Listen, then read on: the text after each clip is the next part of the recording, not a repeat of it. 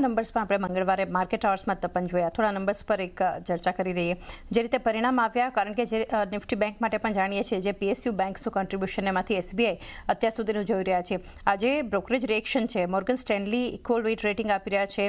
HSBC ખરીદારીની સલાહ આપને SBI પર, જેફરીઝ તરફથી ખરીદારી, ઘણા બધા multiple bullish brokerage report in fact SBI આપણને આ બતાવી રહ્યા છે.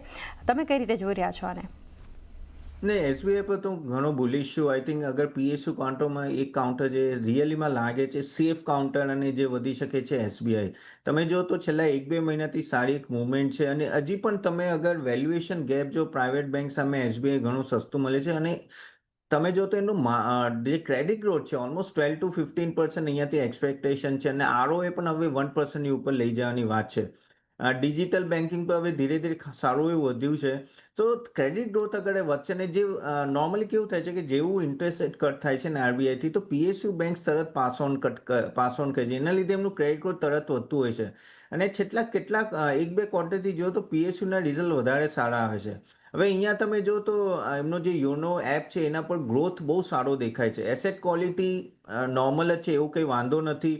અને ઘણું એવું હવે આપણે જોઈએ કે બેકલોગ જે હતું બેડ એનપીએસનું ઘણું ઓછું થઈ રહ્યું છે.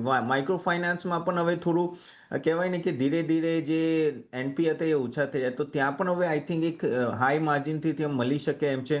સો yes, I am very positive. અહીંયાથી મને એવું લાગે છે કે અગર કોઈને પીએસયુમાં બેટ આ એક સેફ બેટ છે. આ લેવલથી ઇવન ઘટાયા લેવલે તમે એક અહીંયા પોઝિશન બિલ્ડઅપ કરીને લોંગ ટર્મ માટે રાખી શકો છો. એડ કરી શકો છો લોંગ ટર્મ માટે. વ્યૂ ઘણો બુલિશ અહીંયાથી SBI પર આવતું જોઈ રહ્યા છીએ.